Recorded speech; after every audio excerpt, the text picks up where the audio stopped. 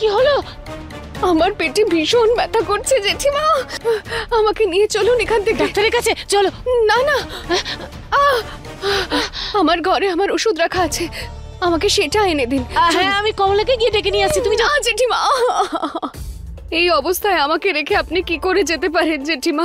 না না, আপনাকে আমার সাহায্য করতে হবে। চলুন চলুন, আমার ঘরে নিয়ে চলুন। ঠাকুমা, আপনি কেন চিন্তা করছেন? আপনি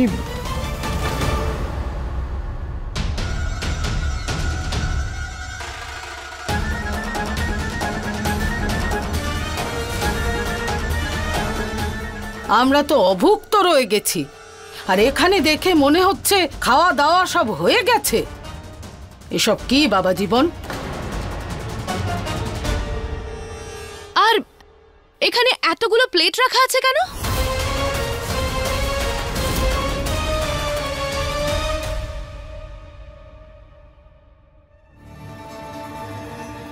এই ওষুধটাতে তুমি একটু আরাম পাবে, ঠিক আছে? আমি বাইরে গিয়ে বাকি কাজটা সেরে ফেলি, না হলে দিদি আমার উপরে আবার চিল্লাবে। না জেঠিমা, দিন, এটা আমায় দিন, আমি সব কিছু রেখে দেবো, আপনি যান, বিশ্রাম নিন। আরে তুমি চাও নাকি যে দিদি আমাকে আবার বকুক? ছাড়ো না জেঠিমা, আমি বলছি তো, আপনাকে কেউ কিচ্ছু বলবে না। দিন, আপনি এই ট্রেটা ছাড়ুন ছাড়ুন ছাড়ুন, আপনি এখন যান, গিয়ে বিশ্রাম নিন ঘরে। হ্যাঁ যান যান যান জেঠিমা।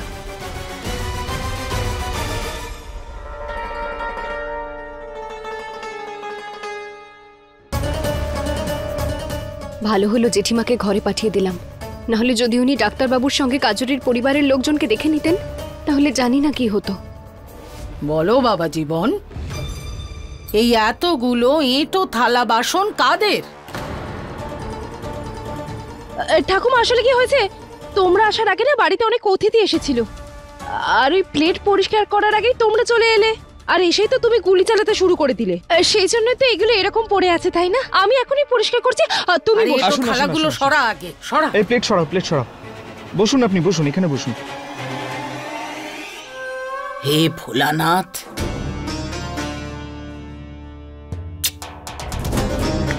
কি হয়েছে দিদি, সব ঠিক আছে তো? কি করে ঠিক হবে কমলা? রাঘবকে কখন থেকে ফোন করছি, উনি ধরছে না, আর যবে থেকে গেছে ও একবারও আমাকে ফোন করে জানায়নি কোথায় আছে, কিভাবে আছে। আমিও ওনাকে অনেকবার ফোন করেছিলাম, উনি আমার ফোনও ধরেননি। কেন ধরবে? কেন ধরবে ও তোমার ফোন?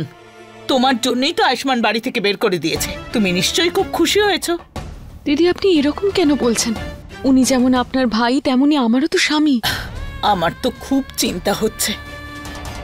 দিদি, আপনি চিন্তা করবেন না, ওনার পরিবার ওনার সঙ্গে না থাকলেও উনি যেখানেই থাকবেন, ভোলানাথ ওনার খেয়াল নিশ্চয়ই রাখবেন।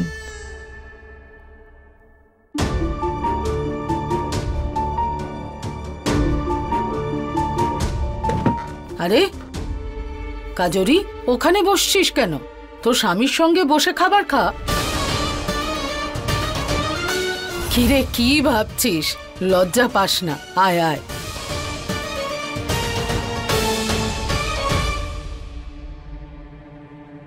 খুব ভালো রান্না তো, খুব ভালো, খিদে পেয়েছে।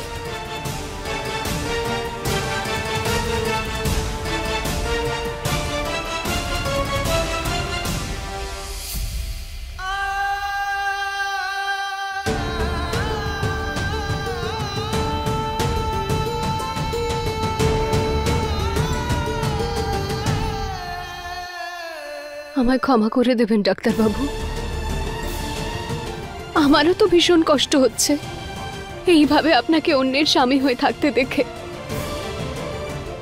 আমি জানি এই সবকিছু নাটক, কিন্তু আপনি কি করে জানবেন? এদিকে আমার মনও ভেঙে যাচ্ছে এইভাবে আপনার নাম অন্য কারোর সঙ্গে জুড়তে দেখে, কিন্তু আমার কাছে তো আর অন্য পথও নেই।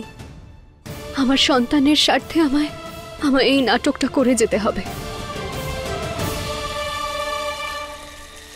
বাপরে, হঠাৎ করে ঠাকুমা কোথা থেকে চলে এলো?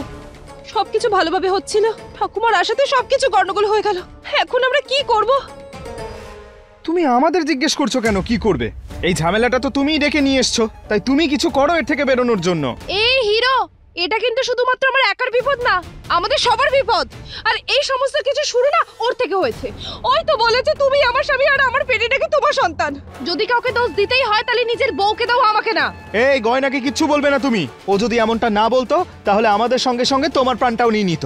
আচ্ছা, এখন না কেউ নিরাপদ নই আমরা।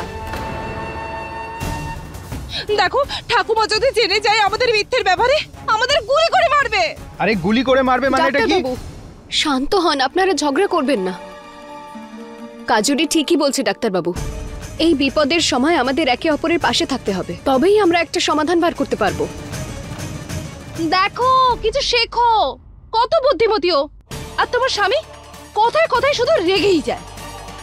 দেখো, আমি তোমাকে সতর্ক করছি, এই রহস্যটাকে না রহস্যই রাখবো, না হলে কেউ বাঁচবো না।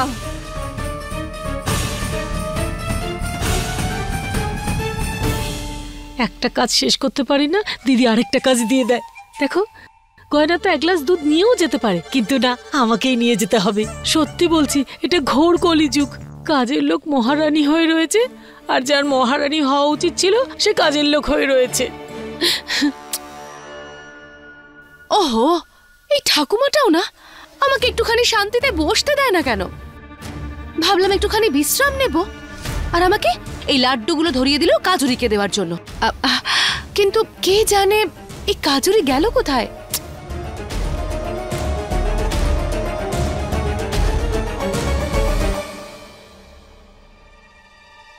গয়না, তুমি ঠিকই বলেছিলে।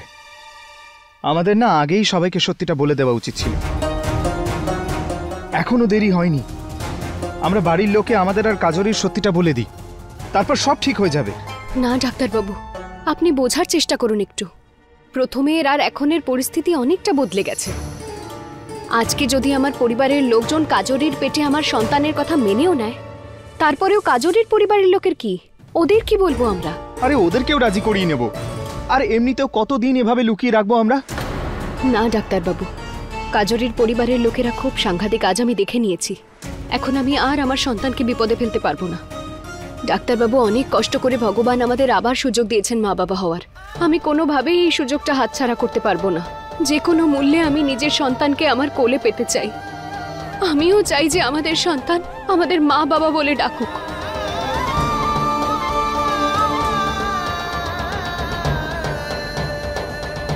ঠিকই বলেছো তুমি গয়না। এরকম কঠিন সময় আমরা পালিয়ে যেতে পারি না। এই সমস্যা থেকে বেরোনোর উপায় বের করতেই হবে।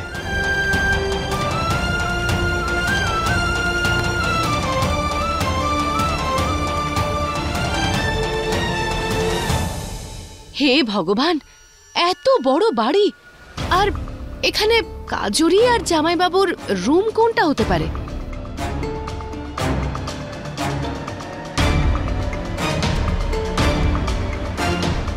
আচ্ছা, এটা নয় তো?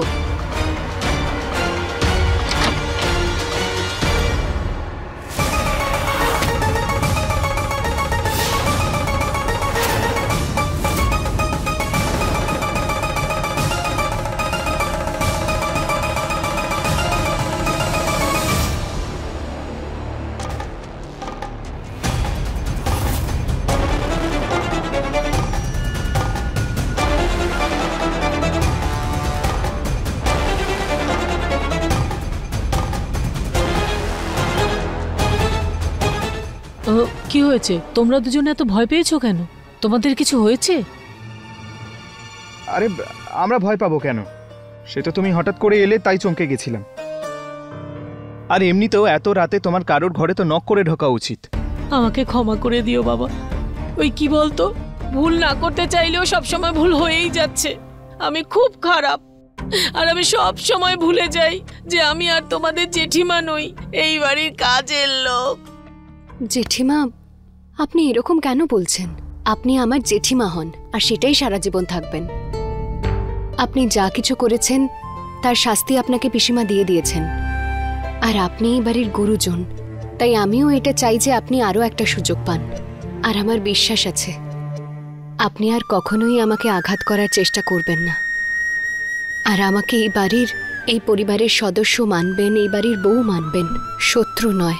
গয়না তুমি কত ভালো, তোমার মন কত বড়, তোমার মহানুভবতা দেখে আমার তো চোখে জল চলে এলো। কে জানে আমি এত বড় ভুল কি করে করে ফেললাম যে আমি তোমাকে চিনতেই পারিনি।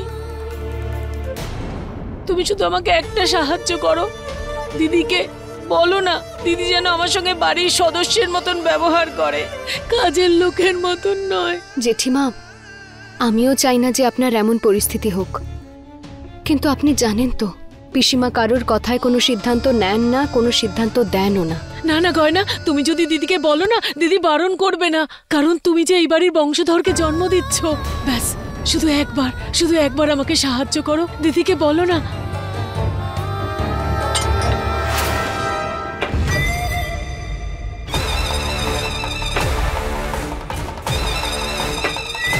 এই নাতবউকে পাঠিয়েছি অনেকক্ষণ হলো, মনে হচ্ছে নিজেকেই গিয়ে দেখতে হবে। আমি তোমার কাছে হাত জোড় করছি, তোমার পায়ে পড়ছি, দিদিকে একটু বোঝাও। জেঠিমা আপনি এটা কি করছেন? জেঠিমা, আমার হাতে কিচ্ছু নেই। পিসিমা আমার কথায় আপনাকে শাস্তিমুক্ত করবেন না। আর যদি আপনি চান পিসিমা আপনাকে এই বাড়ির সদস্য বলে মেনে নিক, তাহলে ওনার চোখে আপনাকে ভালো হতে হবে। আপনাকে ওনার সম্মান পেতে হবে, ওনার মন জয় করতে হবে। কিন্তু দিদি আমার উপরে খুব রেগে আছে, আমার মনে হয় না দিদি আর আমাকে কোনোদিনও মেনে নেবে। এমনটা নয় জেঠিমা, পিসিমা তো আগে আমাকেও পছন্দ করতেন না, তাই না? কিন্তু আমি ধৈর্য হারাইনি, আমি সম্পূর্ণ চেষ্টা করেছি ওনার মন জয় করার। আর দেখুন, আমি পেয়ে গেছি তো ওনার মন। সেভাবে যদি আপনিও ধৈর্য রাখেন, সম্পূর্ণ চেষ্টা করেন নিজেকে বদলে ফেলার, তাহলে দেখবেন পিসিমা আপনাকে আবারও আগের মতো ভালোবাসবেন। আর জেঠিমা, আপনাকে কষ্ট করে এসে আমাকে সাহায্য করতে হবে না, আমি নিজেই করে নেব। শুধু আপনাকে পিসিমার সামনে সেটা করতে হবে। আর আমি তো বলবো আপনি ওনার শাস্তিকে শাস্তি বলে ভাববেন না, এটাকে একটা পরীক্ষা ভাবুন, একটা সুযোগ মনে করুন ওনার মন জয় করার। হ্যাঁ ঠিক আছে, আমি পুরো চেষ্টা করব দিদির মন জয় করতে পারি। যাক ছাড়ো, আমি তোমার জন্য দুধ নিয়ে এসেছিলাম, দুধটা খেয়ে নিও, ঠিক আছে? আমি আসছি। ধন্যবাদ জেঠিমা, আপনি চিন্তা করবেন না।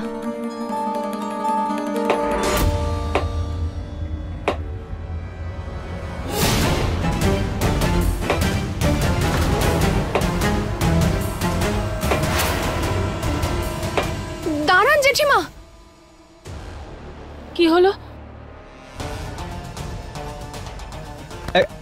একটা কাজ আছে। হ্যাঁ, আমি জানতাম তোমরা দুজনেও আমাকে কাজের লোকই ভাবো। এক্ষুনি আমাকে বলছিলে আমাকে দিয়ে কাজ করাবে না, আর এখন কাজের জন্য টেনে নিয়ে চলে আরে আসলে। ওরকম কোনো কাজ নয়। হ্যাঁ? আপনি চলো। আসুন। আরে এসো, তুমি এদিকে এসো। আসুন আরে, জেঠিমা, রে, রে। এখানে আসুন। বসো। বসুন। হ্যাঁ আপনি বসুন। হ্যাঁ, কি কাজ? ওই কদিন ধরে আমার আর গয়নার মধ্যে একটা বিষয় নিয়ে আর্গুমেন্ট চলছে। হ্যাঁ হ্যাঁ, গানের কয়েকটা লিস্ট বানিয়েছি আমার বাচ্চাকে শোনাবো বলে, কিন্তু গয়নার সেগুলো পছন্দই নয়। আমার লেটেস্ট গান পছন্দ, গয়নার পুরনো গান পছন্দ। তাই তুমি শুনে বলো না আমাদের লিস্টটা, যে আমরা আমাদের বাচ্চাকে কোন গান শোনাবো। হ্যাঁ হ্যাঁ, জেঠিমা নিশ্চয়ই বলতে পারবেন। গান ওনার থেকে ভালো আর কে নির্বাচন করতে পারবে? আপনি এটা নিন, এটাকে পড়ুন, এটা পড়ুন। হ্যাঁ, এবার এটা পরে আরাম করে আপনি ড্রেসিং রুমে বসে গান শুনুন। হ্যাঁ। আর তারপর আপনি বলবেন ওনার গান বেশি ভালো নাকি আমার। এখানে আপনাকে কেউ বিরক্ত করবে না। এই দেখো, আমি চালু করছি। হ্যাঁ, দুজনের গানই শুনো। এই চলো।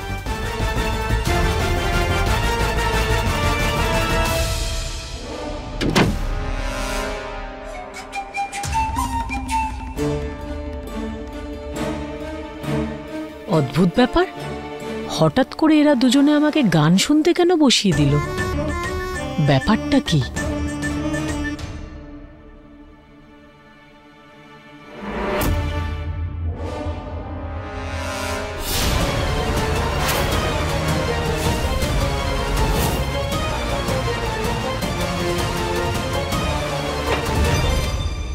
এই মেয়ে, তুমি আমার নাত জামাই আর নাতনির ঘরে কি করছো? হ্যাঁ, যাও, বেরো এখান থেকে, যাও। আরে ও দুধ নিয়ে এসেছিল কাজুরির জন্য। রেখে দিয়েছে তো, এবার যাক। আচ্ছা, আপনার কি কোনো কাজ ছিল? কেন, কাজ থাকলে তবেই আসতে পারবো নাকি? না না, এরকম ব্যাপার না। ব্যাস, আমাকে একটা কথা বলো তো, আমার নাতনিকে দেখতে পাচ্ছি না, কোথায় আছে ও? জানি না, এখানে কোথাও আছে। হ্যাঁ, এখানে কোথাও আছে মানে? তোমার নিজের স্ত্রী আর তুমি জানো না ও কোথায় আছে? কেমন স্বামী তুমি?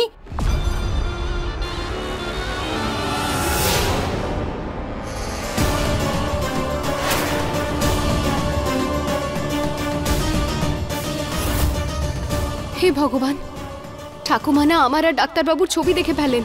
আমায় এক্ষুনি লুকাতে হবে। হয়তো ও কিচেনে দুধ নিতে গেছে।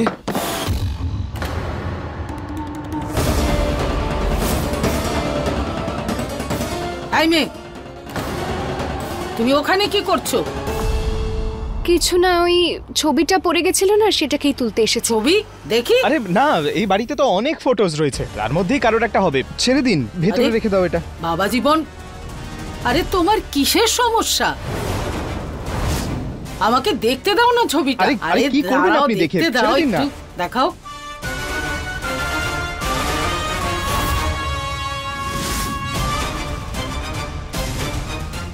দাও, দেখাও আমাকে ছবিটা। শুনতে পেলে না? আরে ঠাকুমা,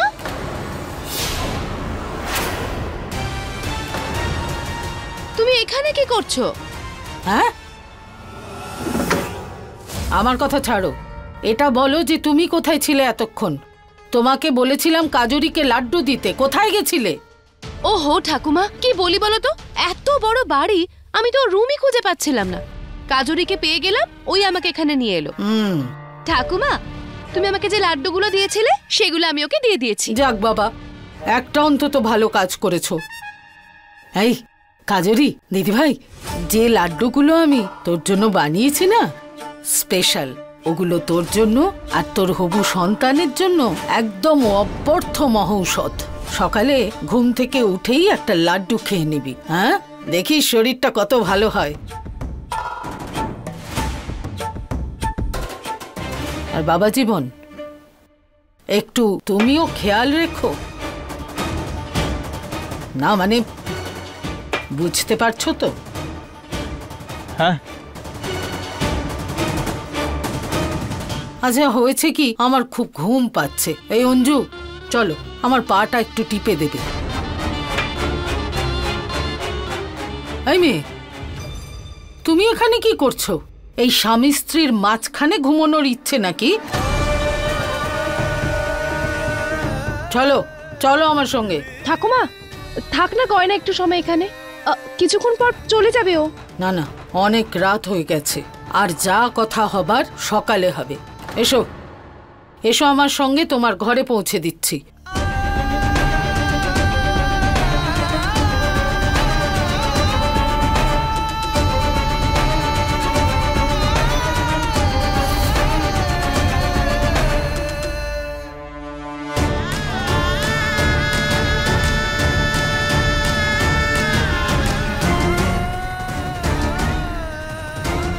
দরজা বন্ধ করে নাও।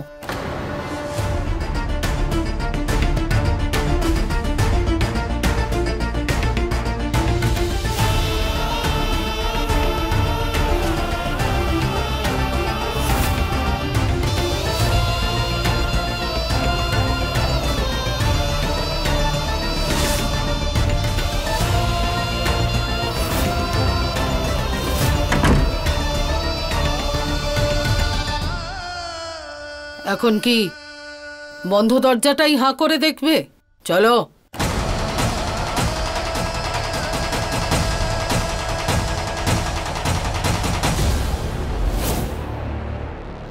ঠাকুমা, যতদিন না কাজরির বাচ্চা হচ্ছে ততদিন কি আমরা সত্যি এখানে থাকবো? একদম। আসলে কি হয়েছে আমি দেখতে চাই যে আমার নাত জামাই আমার নাতনিকে কতটা ভালোবাসে, ওর খেয়াল রাখছে কি না। তুমি তো জানোই কাজরি তো ছেলে মানুষ, কিন্তু আমাদের তো দায়িত্ব যে আমরা দেখব নাত জামাই ওকে পুরো সুখ আর বিশ্রাম দিচ্ছে কিনা। কিন্তু ঠাকুমা, এখন তো ওদের দুজনের বিয়ে হয়ে গেছে। এখন যাই হোক না কেন, এবার ওদের একসাথেই থাকতে হবে। আরে তেমন কিছু না, আমি দেখতে চাই। আর যদি আমার সামান্যতম সন্দেহ হয় যে নাচ জামাই আমার কাজরির জীবন নিয়ে খেলা করছে, ওর সঙ্গে ছলনা করছে, তাহলে আমি ছাড়বো না। ডাক্তারবাবু, আপনি এখানে কি করছেন? ঠাকুমা যদি আমাদের দুজনকে দেখে ফেলেন তাহলে উনি আমার সন্তানেরও ক্ষতি করে দেবেন। তুমি মিথ্যে বলেছো যে কাজরি এর স্ত্রী, নিজের সন্তানকে কাজরির সন্তান বলেছো। তোমার বাড়ির লোকেরা শাস্তি পাবে।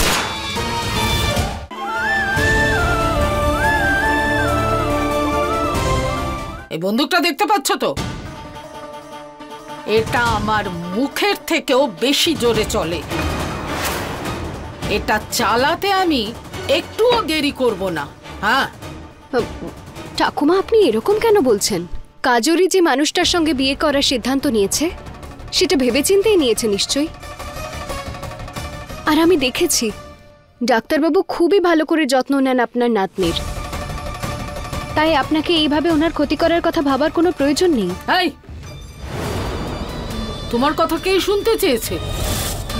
আর তুমি কে আমাদের মধ্যে কথা বলার? আমি তো আপনাকে শুধু বলছিলাম যে চুপ!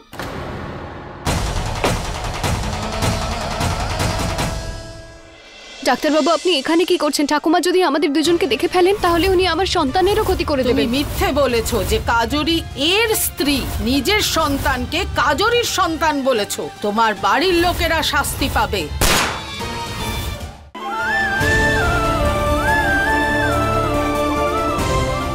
আমার নাতনির জন্য কে ঠিক আর কে ভুল সেটা আমি ঠিক করব। আর আমার যদি সামান্যতম সন্দেহ হয় জামাইয়ের উপর, তাহলে আমি নাতনি আর তার সন্তানকে নিয়ে চলে যাব। কেননা ওর গর্ভে যে সন্তান বড় হচ্ছে সে আমাদের অধিকার। তোমার তার সাথে কোনো সম্পর্ক নেই। দূরে থাকো ওর থেকে।